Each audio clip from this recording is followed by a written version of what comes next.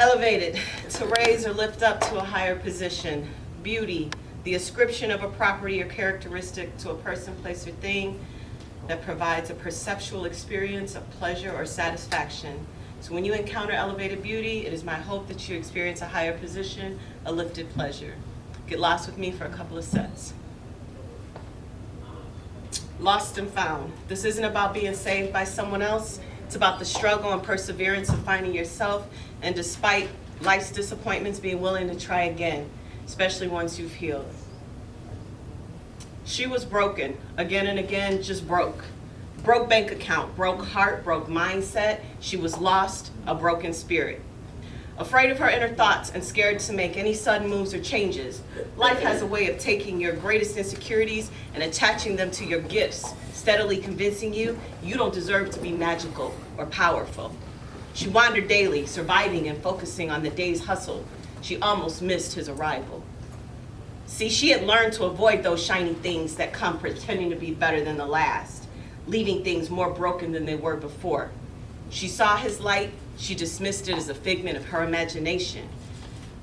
He wasn't looking for her. He wasn't looking for anybody else. See, he wasn't broken. He had visited there enough times to know what it looked like, and he had no desire to go there again. So when he slid to the bar after work, he was looking for peace in a bottle. But when he stepped in, he felt his body on edge. He glanced around. Quick glance. Nothing extraordinary. So he strode to the bar.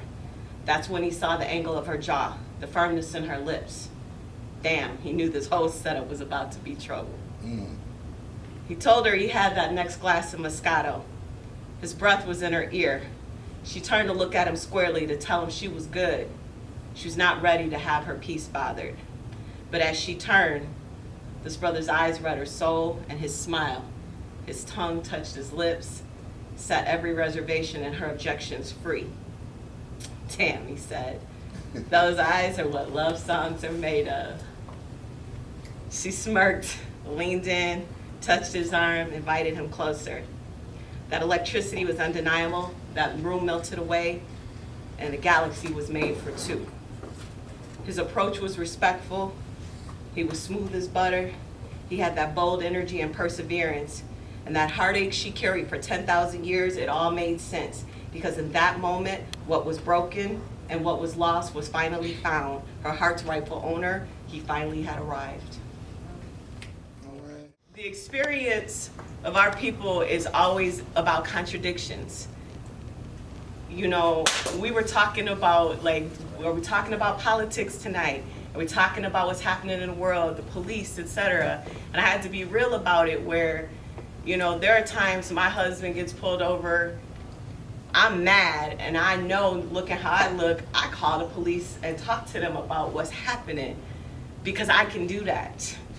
But I also had to speak to my young brothers about the fact that I have a daughter that's a cop. So I have to have that inner struggle all the time about what I know people are living, but then also who's trying to make that better. So I appreciate the dialogue we had because it actually challenged me for this next poem. Okay. Okay. Black and blue. Okay. Black. Let's go. Our babies are born, they're already screwed. Told over and over, they're scared of you. They're scared of brown skin. Don't be too proud. They're scared of your accent. Don't talk too loud. I'm holding my breath every time my son leaves the neighborhood. I'm praying when my son rides his bike in this same damn neighborhood. You fit the description. Keep your hands on the wheel. Move slow. Or wait, I said don't move at all. I have to make a decision. What the fuck do you do? Oh, you're a woman, he says. Nah, you're good. You can go do you. Orlando, Ferguson, Fruitvale, Madison, Beloit, Janesville. We need a damn revolution. Or is it a contradiction to become the needed intervention? Blue. She was a good student, pretty as hell too. She smiled at the grown-ups. They liked her and they smiled back. She learned about the decades of lynchings, then Jim Crow, a fucking war on drugs. Or was it more like the drug addicts? Countless ways designed to exterminate our men.